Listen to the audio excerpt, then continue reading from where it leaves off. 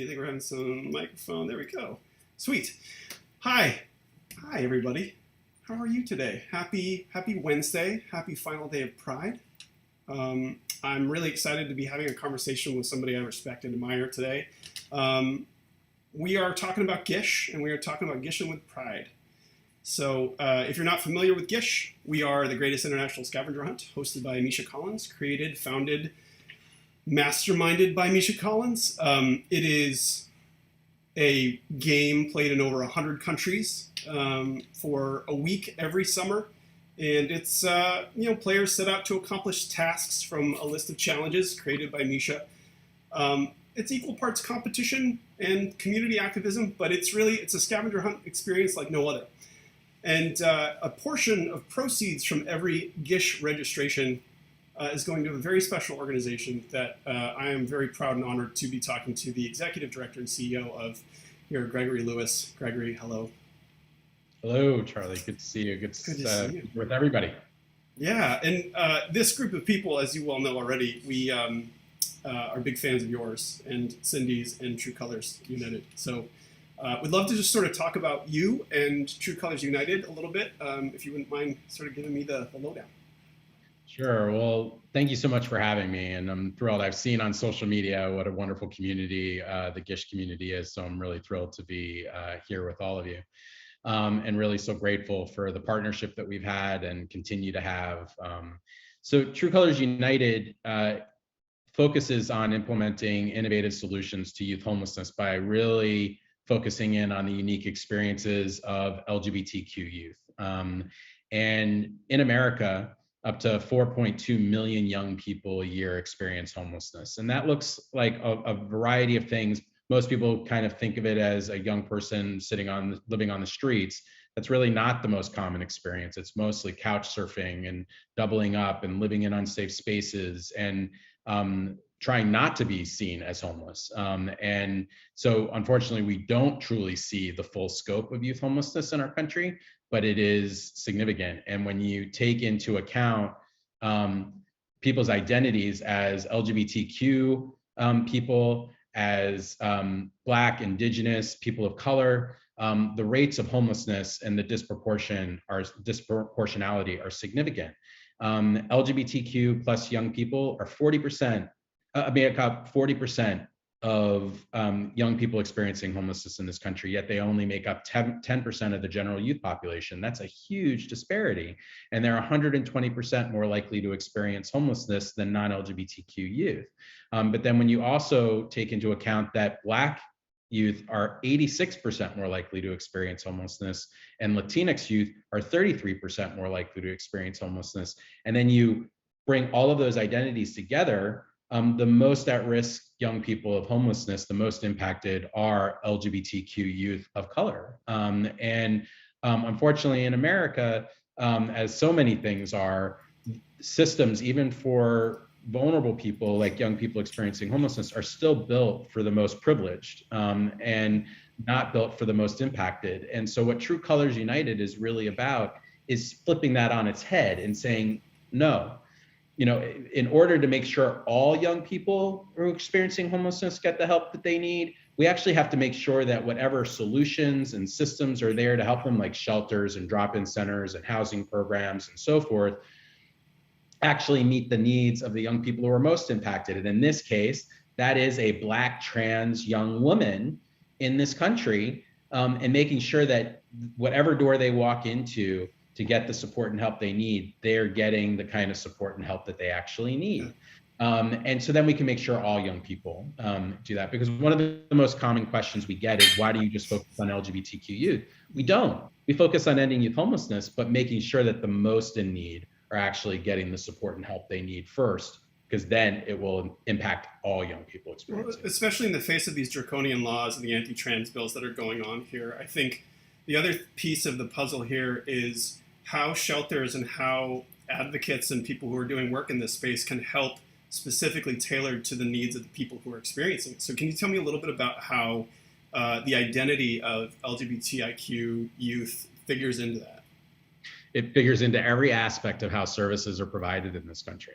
And that's what True Colors does at its core, is make sure that we are that all spaces that any young person experiencing homelessness in this country, and actually now around the world, is experiencing, when they walk through those doors, they know that they should have the confidence that they're going to be treated with dignity, respect, and in an inclusive, equitable way.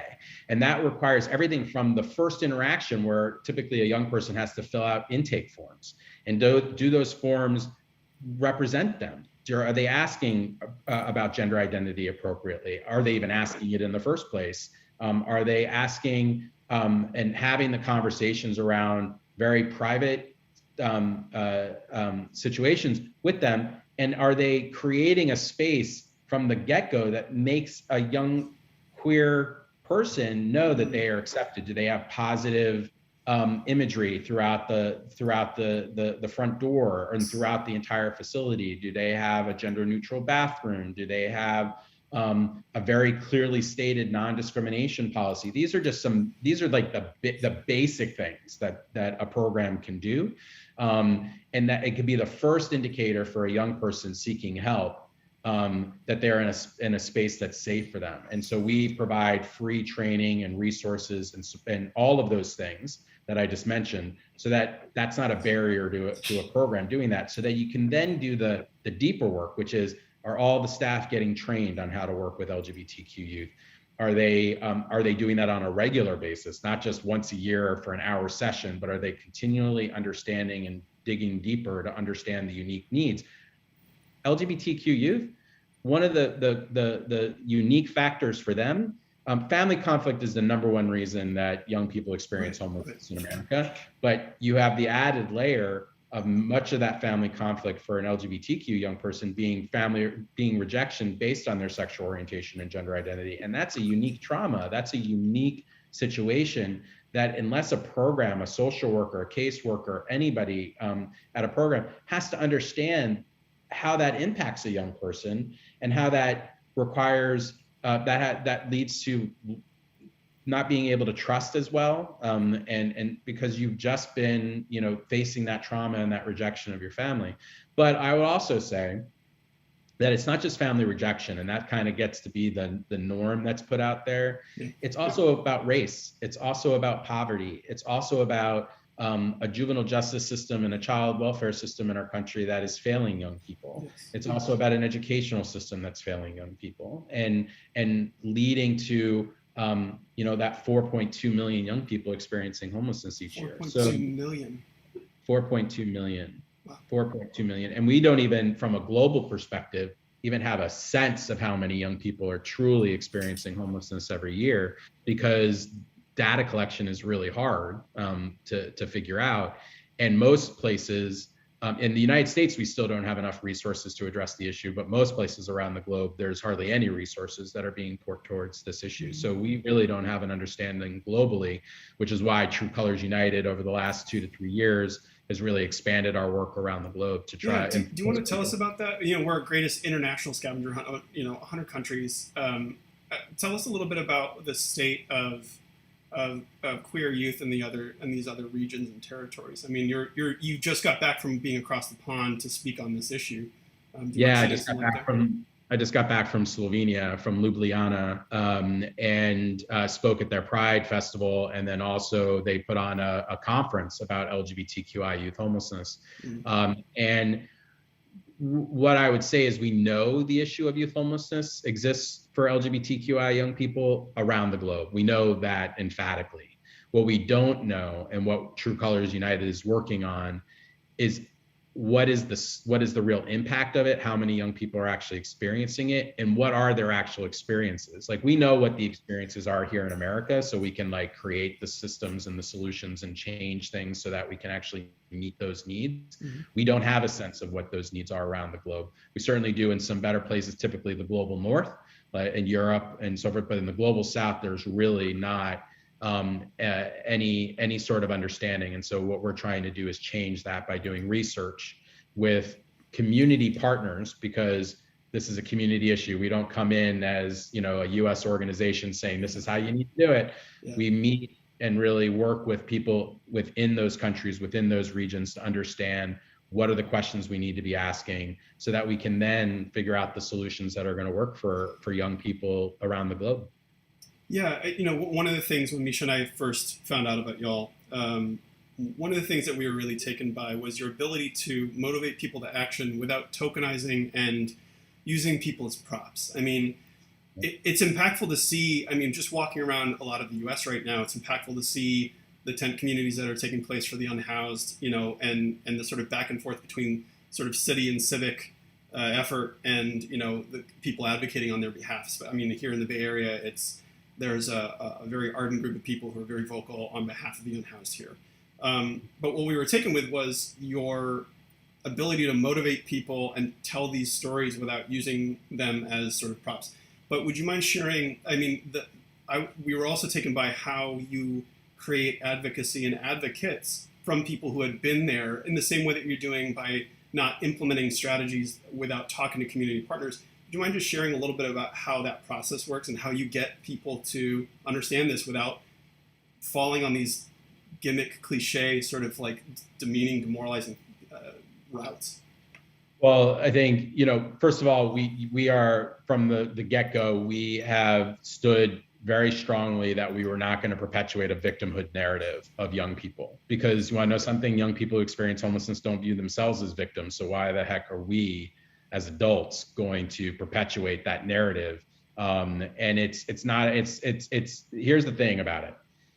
Young people experiencing homelessness are experiencing homelessness. They are not homeless young people. And that's a really important distinction. It takes the humanity away and the fullness of who a young person is. And what I would also say is that the most resilient young people I've ever met are young people who have experienced homelessness. So we are never going to play into that victimhood narrative to raise a penny or to put forth any of our work because it's not true to the young people themselves. And I would say that I think people who do kind of perpetuate that narrative, I don't think it's intentional to inflict harm by perpetuating that narrative, but that's what it is, and they don't know any way better to do it. And because they think if we perpetuate this kind of, I had shared earlier that there's this common narrative that a young person experiencing homelessness is sitting on the street holding a sign. That is not the common experience of a young person experiencing homelessness, yet that continues to be the perpetual narrative and image of a young person experiencing homelessness. And that's not to negate the young people that is their experience, but that's not the majorative experience. And so we believe in talking about the possibilities without, we don't shy away from the truth of a young person's story and experience, but how we believe experience needs to be used is not to perpetuate a victimhood narrative, but to help young people use their experience and their expertise to drive the solutions forward to ending the problem. The people who know the solutions better than anybody else are the people who've actually lived it, right? Yeah. And again, we live in a system where, particularly in the nonprofit sector, and as somebody who's been doing nonprofit work for 30 plus years, there is this kind of like savior complex, right? Of like, oh, we're going to come in and we're going to save young people. No, like young people don't need somebody to save them. What we need to do is partner and work with young people who've experienced homelessness so that they can chart the path that they believe needs to be done to create the solutions and work and support with them and vice versa. I've learned, I hope I've helped young people learn some things, and I certainly have learned so much from young people who've experienced homelessness. I've been able to become a better leader because of what they've been gracious enough to teach me. And so we do that through a variety of programs at the local, state, and national level to make sure that young people are driving the agenda to prevent and end youth homelessness in America. Yeah, Misha did a couple of conventions he headlined that we called the Giving Back Tour, and we got to create games around that and focus on homelessness in those cities where it was. And I can't forget the moment I finally had that layer stripped of like that person is homeless versus experiencing homelessness. The analogy that they used with us was, you don't call a broken leg someone with a broken leg person. They have a broken leg, they're experiencing a broken leg, they're going to mend that. There are ways and strategies sort of addressing it and helping to work on it. But that doesn't encompass who they are, and that's not the fullness, like you said, the wholeness of the person. So to move it from identity to an experience and a transitory, and they also, you know, as you've done, sort of treating people as neighbors and residents as opposed to other, and, you know, sort of in the trash sense that almost some of these places are treating them with such lack of dignity. I'm wondering if, you know, I think there's also, you know, anything that we're not sort of exposed to and understand more on a more deep, it's a layered issue, obviously, right? Would you mind sharing a little bit about what maybe GISHers can do in their communities also to support these efforts? I have a feeling, I'm not going to make any claims here yet, but there may be some inclusion of some work here within the hunt. But if you wanted to share a little bit about what people can do on a local level even. Sure. There's so many different things at the local level that people can do. There are programs that work with young people experiencing homelessness in every state and in most communities across the country, unfortunately, out of need. And so they're all in need of resources, whether that's donations, whether that's donating in-kind things like clothes or products or whatever. What I would suggest people do is literally just Google youth homelessness provider in their community. That's the great thing about Google, it connects you to things pretty easily. And search for the ones that are in your community. And what I would particularly encourage you to do is just check out their website and see, like, do they have inclusive imagery? Do they have a rainbow on their website? Do they have something or anything that kind of does that? And we're actually in the process right now of piloting a whole platform called the Equity Hub in Dallas and Los Angeles, and it creates a system that allows shelters and housing programs and drop-in centers to meet a whole set of criteria around serving LGBTQ youth and youth of color. And based on how many criteria they get, like inclusive intake paperwork, staff training, all of that, they can meet certain criteria and get a badge that shows how inclusive they are. And they can put that on their website, they can put it in their front door of their building, wherever they need to. So that'll be rolling out nationwide next year. But in the meantime, people should go on, check that out, make sure that they are an inclusive agency. And then on that website, there'll be plenty of information about what sort of help they need. That's the easiest thing you can do. The other is there are LGBTQ community centers across the country. And there's an organization called Centerlink, and it's lgbtcenters.org. You go on their website, they have a directory of all the LGBTQ centers across the country, and their websites. And so that way, you know, there's a place that, and most of them are in some way serving young people, LGBTQ young people, who are either at risk of or experiencing homelessness. And they also have resources of ways that you can do something in your community. And the other thing I would say is, you know, use the power of your vote to voice your support around who you're voting for every year, particularly at the local level. What is your mayor's platform on housing and young people? What's your city council members' platform? What is your school board members? What are their position on how their schools should be supporting young people experiencing homelessness? Because that's the one place, the first and foremost place that a young person experiencing homelessness under 18 can get the support and help they need. So become educated, ask your elected officials, what are they going to do?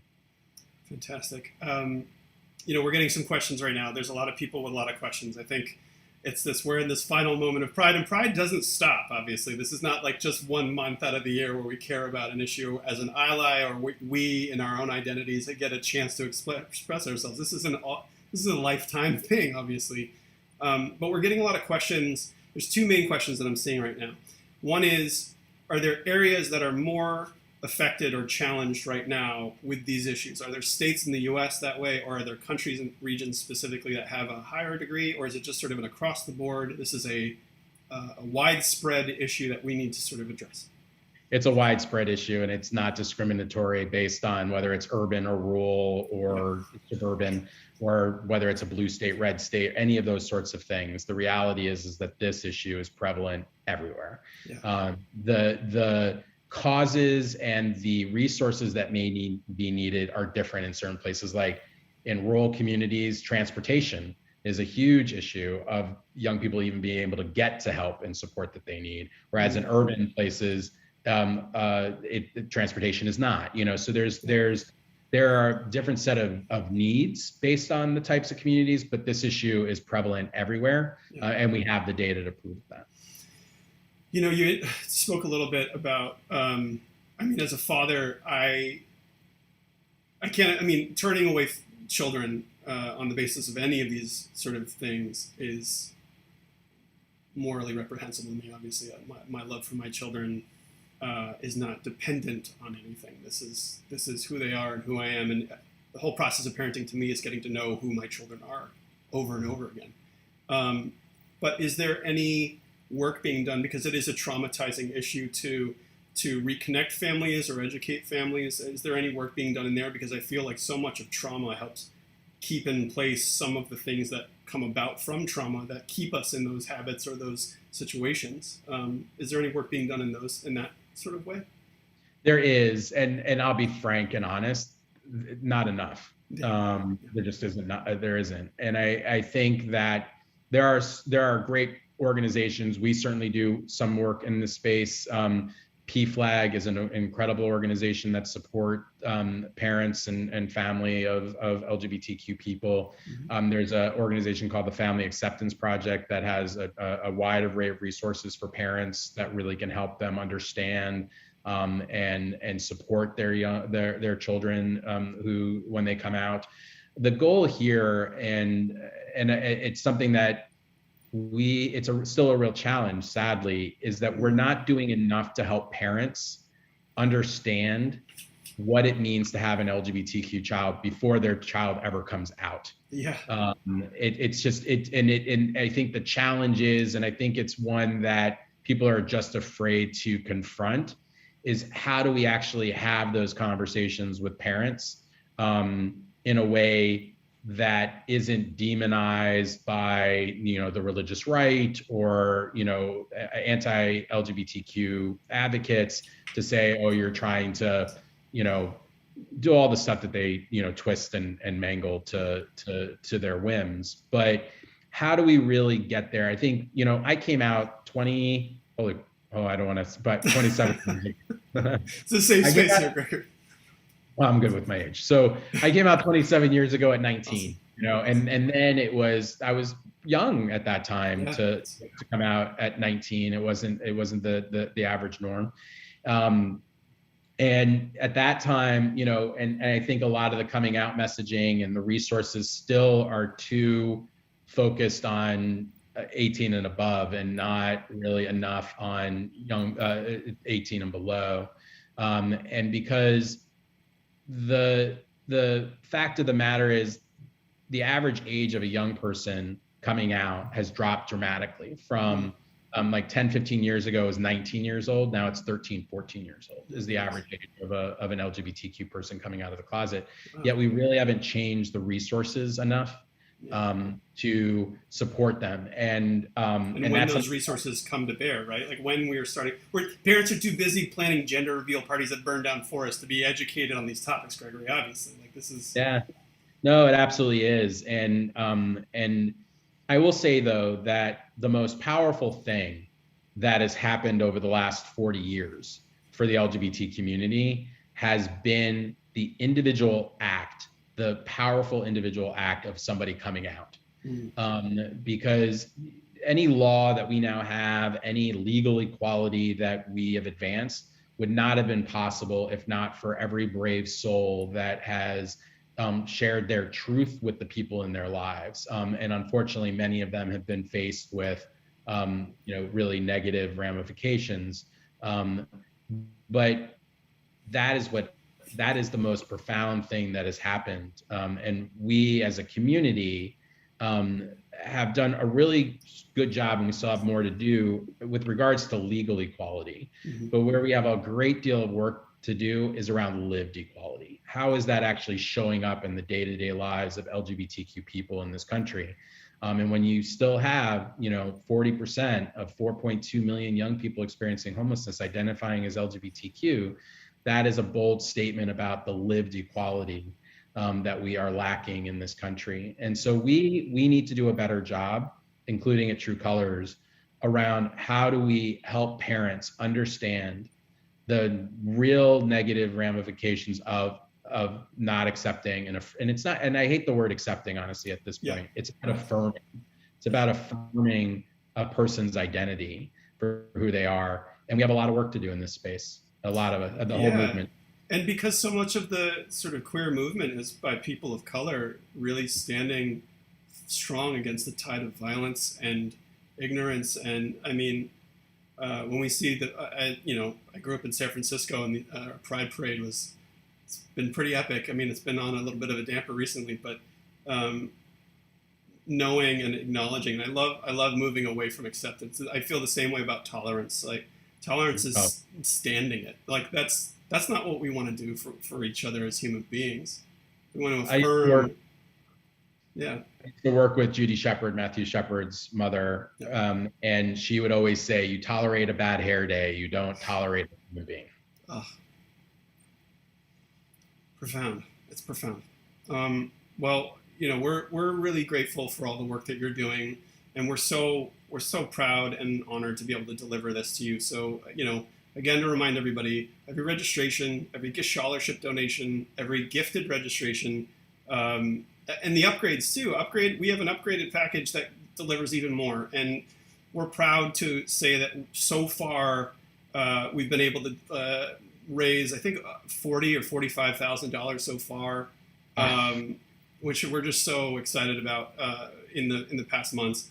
But there's more work to be done, and so if you're feeling timid about inviting someone to do something very fun and ridiculous and maddening, like GISH, lean on the fact that you're doing some good. Lean on the fact that you are helping advocate for people who have been marginalized into oblivion, who are at risk every day, and take advantage of True Colors resources. TrueColorsUnited.org. There are questions coming in now about research and research papers, about all kinds of things, about awareness training, to train individually. I think you have a big group of people here, Gregory, who are not spectators. They are people who are participants in changing the world year in and year out. And I would like to call to arms, call to action for all of us, that we build our teams knowing the work that's being done and that Gregory is leading. Thank you so much for your time, Gregory. I mean, we're going to put up a little card at the end here and just remind everybody where to go. But is there anything else you'd like to say before we close out here? Just to reiterate, go to our website. There is all the research you can need and want on this issue on the site, as well as tools and resources if you want to get trained and educated yourself. We have our online learning community, which you can access at the top of the site. And just to say thank you, to everybody who's participating in the hunt, to GISH, to Misha, to you, Charlie, to everybody on the team. We're so grateful, and that just know that we will ensure a meaningful impact is had as a result of all the money, and not just the money that's being raised, but the awareness and the attention to the issue and to our work. We do not take that responsibility lightly, and just so grateful to everybody for your time, your energy, and your commitment. It's really wonderful. Feel free to also follow True Colors United on social media. There's a lot of amazing resources that all the staff at GISH are always like, this is what people need to be reading and looking at right now. And if whether you're an ally or a queer person yourself, or questioning, these resources and standing up for other people, especially those who've been silenced, who've been pushed to the margins and attacked, both from a legislative perspective, from a community perspective, from a person-to-person perspective. there's so much work to be done, and so I just want to say thank you. So get out there and get as many people as you can playing this ridiculous, fun game that may just be doing some good in the back room, that just sort of in the background doing some more work to change the world, and you are all the reason why that's happening. So thank you, Gregory. Thank you, Gishers. Thank you, Berto. Thank you, everybody. Take care.